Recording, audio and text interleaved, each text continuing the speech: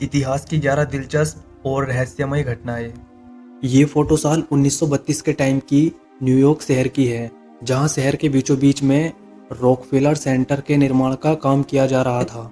जहां ये 70 मंजिला ऊंची ऊंची इमारतें बनाई जा रही थी, जो कि उस टाइम की दुनिया की सबसे ऊंची इमारतों में से एक थी। इसे बनाने वाले मजदूरों की एक टीम बिल्डिंग के टॉप पर 840 फीट के ऊपर काम किया करती थी। ये लोग मौसम और ऊंचाई के खतरों के बावजूद रोजाना अपनी जान जोखिम में डालकर काम कर रहे थे। लेकिन 20 सितंबर 1932 को कुछ खास होने वाला था। उस दिन 11 मजदूरों ने लंच एटॉप ए स्काईस्क्रेपर के लिए पोज दिया और एक फोटो खिंचवाई। ये एक ऐसी तस्वीर थी जिसने इतिहास रच दिया। इस तस्वीर में ये मजदूर एक बीम पर बैठा हुआ है और वे सब एक दूसरे से बात कर रहे हैं, जैसे वे सिर्फ किसी ऑफिस बिल्डिंग की छत पर लंच कर रहे हो। लेकिन उनके पीछे न्यूयॉर्क शहर का काफी बड़ा व्यू दिख रहा है, जो इस बात को बताता है कि वे जमीन से कितनी ऊपर हैं। जिसके बाद ये तस्वीर तुरंत ही एक बड़ी सनसनी बन गई। इस तस्वीर को देखने के बाद लोगों के बीच ऐसी बातें होने लगी कि इंसान चाहे तो कुछ भी कर सकता है, चाहे काम कितना भी मुश्किल क्यों ना हो। लेकिन इस तस्वीर से भी ज़्यादा इम्पोर्टेंट बात यह थी कि उन मजदूरों के लिए यहाँ एक स्मारक भी बनवाया गया है, जिन्होंने ये रॉकफेलर सेंटर का निर्माण किया था। ये उनकी कड़ी मेहनत और उनके साहस को दिखाने के लिए किया गया है। वीडियो काफ़ी इंटरेस्टिंग होने वाला है, तो वीडियो को एंड तक ज़रूर देखना। साल 1968 में अपोलो 8 मिशन के दौरान विलियम एंड्रस द्वारा पृथ्वी की एक तस्वीर ली गई थी। इस तस्वीर को अब इतिहास में सबसे प्रेस्टीजियस तस्वीरों में से एक माना जाता है। इस तस्वीर को क्रिसमस इवेंट पर साल 1968 में चंद्रमा की कक्षा से लिया गया था और ये पहली बार था जब इंसानों ने पृथ्वी को पूरी तरह से अंतरिक्ष से देखा था। इस तस्वीर में पृथ्वी एक नीले संगमरमर के गोले के रूप में दिखाई दे रही है।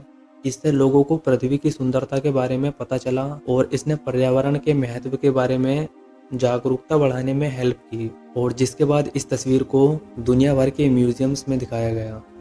नंबर 5, एक बार की बात है जब एरिया 51 के ऊपर दो बड़े ट्रायंगुलर आकृति वाले हवाई जहाज दिखाई देते हैं। उनकी स्पीड इतनी तेज थी कि पलक झपकते ही वो वहां से गायब हो गए।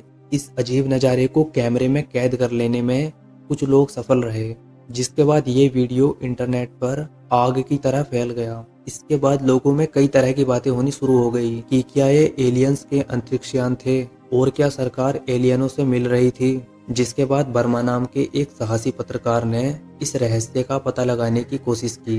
उसने सोल्जर्स की तरह कपड़े पहने और अपने आप को एक टेंट में छिपाकर एरिया 51 में घुसने का प्लान बनाया। लंबी रात और कई घंटों के बाद जब सुरक्षा घेरा कमजोर होने लगा तो वह तार की जाली कूदकर अंदर घुस गया। जिसके बाद वो अंधेरे में चलते हुए एक बड़े हैंगर तक पहुंचा, जहां अजीबोगरीब शेप्स वाले वाहनों को रखा गया था। तभी अचानक एक रोशनी उसके चेहरे पर पड़ी और कुछ शेप्स उसकी तरफ आने लगी। जिसके बाद वर्मा भागता हुआ वहां से निकल गया। अगले दिन वर्मा ने अपनी इस कहानी को दुनिया के सामने रखा, लेकिन सरकार ने इसको झूठा बताया और उस पर झूठा आरोप लगाते हुए उसकी तलाश शुरू कर दी।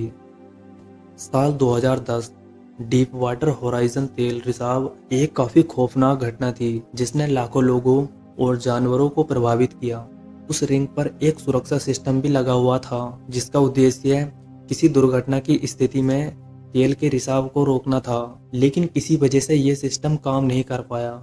इस रिसाव के बाद पक्षियों, मछलियों और समुद्री जीवों को बड़े पैमाने पर काफी नुकसान हुआ। इस रिसाव ने अमेरिकन अर्थव्यवस्था को भी गंभीर रूप से प्रभावित किया।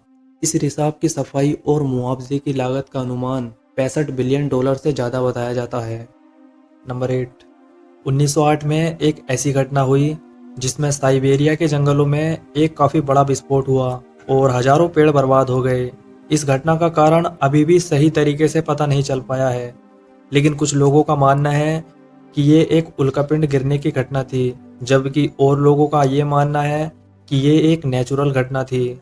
ये घटना 30 जून 1908 को हुई थी। उस दिन सुबह करीब 9 बजे साइबेरिया के तुंगुस्का इलाके में एक विस्फोट से इतनी तेज धमाका हुआ कि 1000 किलोमीटर दूर तक के लोग उसे सुन सकते थे।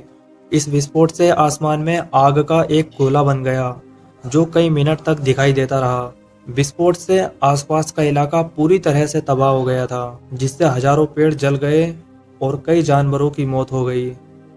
नंबर 7, सेकेंड वर्ल्ड वॉर के लास्ट में जब नाजी जर्मनी हार गया था, तो एडोल्फ हिटलर के भागने की कई कहानियां फेमस हुई कि वो दक्षिण अमेरिका भाग गया, जबकि कुछ लोगों का ये मानना था कि वो सोवियत संघ में छिपा हुआ था, लेकिन जिसमें एक सिद्धांत ये भी है कि हिटलर भारत के हिमालय में आ गया था। इस सिद्धांत का सपोर्ट करने के लिए कुछ एविडेंस भी मौजूद हैं। उदाहरण के लिए 1950 के दशक में एक भारतीय गांव में हिटलर की तरह दिखने वाले एक आदमी की रिपोर्ट दर्ज की गई थी। इस आदमी ने दावा किया था कि वो हिटलर है। हालांकि इस सिद्धांत का विरोध करने के लिए भी कुछ सबूत हैं। उदाहरण के लिए सोवियत संघ ने कभी भी हिटलर के भारत भागने की किसी सबूत का खुलासा नहीं किया। आखिरकार ये तय करना मुश्किल है कि हिटलर के साथ क्या हुआ था। नंबर 6, 22 दिसंबर 1963 की ये घटना आज तक नहीं सुलझ पाई है। इस दिन अमेरिका के राष्ट्रपति जॉन एफ कैनेडी टेक्सास के डलास शहर में थे। वो अपनी वाइफ जैकलीन के साथ एक खुली कार में सड़क पर लोगों के बीच थे। दोपहर 12:30 बजे जब राष्ट्रपति की कार एक चौक पर पहुंची, तो अचानक 2 गोलियां चली। एक गोली राष्ट्रपति के सिर में लग गई और दूसरी उनकी गर्दन पर, जिससे राष्ट्रपति कैनेडी तुरंत मर गए। अमेरिकन सिक्योरिटी फोर्स ने तुरंत एक 24 साल के युवक को गिरफ्तार कर लिया। उसका नाम ली हार्वी ओसवाल्ड था और उसके बाद ओसवाल्ड को बेल पर रिहा करवा दिया गया। और 2 दिन बाद एक नाइट क्लब में ओसवाल्ड की एक व्यक्ति ने गोली मारकर हत्या कर दी। ओसवाल्ड की मृत्यु के बाद कई लोगों ने राष्ट्रपति की हत्या के पीछे एक बड़े षड्यंत्र का आरोप लगाया। उन्होंने कहा कि ओसवाल्ड अकेला नहीं था। इस हत्या में रशियन गवर्नमेंट या और भी पावरफुल लोगों का हाथ था। कुछ लोगों ने तो ये भी कहा कि राष्ट्रपति की हत्या में एक बूढ़ी औरत भी शामिल थी, जिसे बबुश्का लेडी कहा जाता था। इस औरत को उस हत्या वाले दिन एक कैमरे में भी पकड़ा गया था, लेकिन ये महिला कभी भी पकड़ में नहीं आ पाई। इस हत्या का सच कभी भी पता नहीं चल सका। नंबर 5, ये बात 1969 की है, जब वॉशिंग पाउडर निरमा की शुरुआत हुई थी। करसन भाई, जिन्होंने निरमा नाम से जब वॉशिंग पाउडर का बिजनेस शुरू किया, तब इस बिजनेस में उतरने के बारे में कोई नहीं सोच रहा था। उस टाइम कुछ गिनी चुनी ही विदेशी कंपनियां थी जो डिटर्जेंट का काम कर रही थी, लेकिन उन्होंने कुछ रुपयों से ये काम शुरू किया और निरमा को एक ब्रांड बनाया। अहमदाबाद के रहने वाले करसन भाई ने अपने घर की एक छोटी सी जगह से ही निरमा पाउडर बनाने की शुरुआत की। ये काम उस टाइम कोई कंपनी नहीं बल्कि एक आदमी कर रहा था। अपने माल की पॉपुलैरिटी बढ़ाने के लिए अब उन्होंने निरमा के हर पैकेट पर कपड़े साफ ना होने पर पैसे वापस करने की गारंटी देने लगे। और इसका फायदा ये हुआ कि लोगों में उनके डिटर्जेंट पाउडर के लिए भरोसा बढ़ गया और फिर लोग आसानी से इनके माल को खरीदने लगे। और इतना ही नहीं, उनका माल और ज़्यादा तेजी से बिके। इसके लिए उन्होंने बहुत ही कम कीमतों पर अपने पाउडर को बेचा। उस टाइम सबसे सस्ता वॉशिंग पाउडर 13 रुपये पर किलो था, पर ये अपना पाउडर 3 रुपये पर किलो के हिसाब से बेचते थे, क्योंकि लोगों का डिजायर होता है कि उन्हें सस्ती और सबसे अच्छी चीजें मिले। और करसन भाई का फॉर्मूला इनमें सही काम कर रहा था, जिससे घर से शुरू हुआ ये बिजनेस धीरे धीरे करके एक दिन देश का काफी बड़ा ब्रांड बन गया। नंबर 4, रूस में द अंबर रूम एक फेमस महल था। इसका निर्माण साल 1707 में पर्शिया में किया गया था। यह द पीटर ग्रेस को रूस और पर्शिया के बीच शांति के तोहफे में मिला था।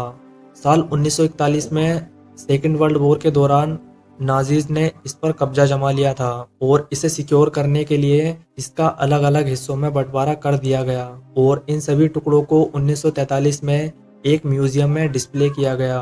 और हैरानी वाली बात तो यह है कि यहाँ से पूरा द अंबर रूम गायब हो गया।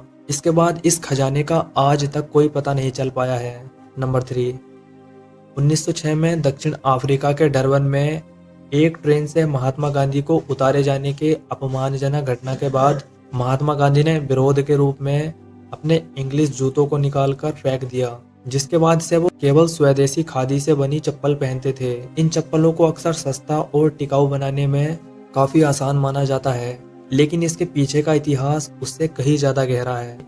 नंबर 2, ये बात उस टाइम की है जब अमेरिका में महामंदी के दौरान लोगों को खाना स्टोर करने वाली इन बोरियों से बने कपड़े पहनने पड़े थे, क्योंकि 1929 के स्टॉक मार्केट क्रैश की वजह से लाखों अमेरिकन को फाइनेंशियल बर्बादी के बीच जिंदा रहने के लिए ये सब संघर्ष करना पड़ा था।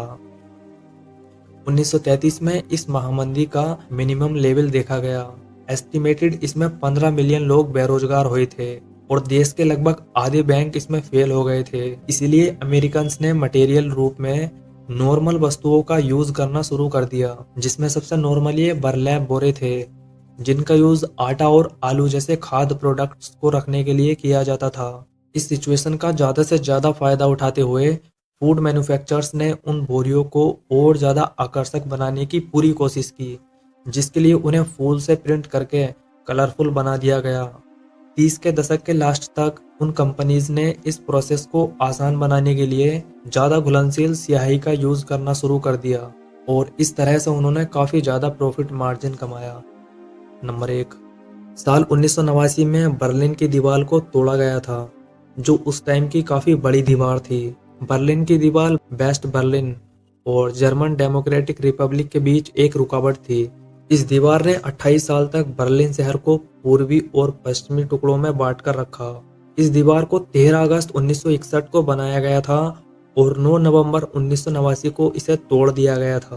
तो अगर आपको वीडियो पसंद आया तो इस वीडियो को एक लाइक ज़रूर करना और अगर आप ऐसी और वीडियो देखना चाहते हैं तो चैनल को सब्सक्राइब भी कर लेना।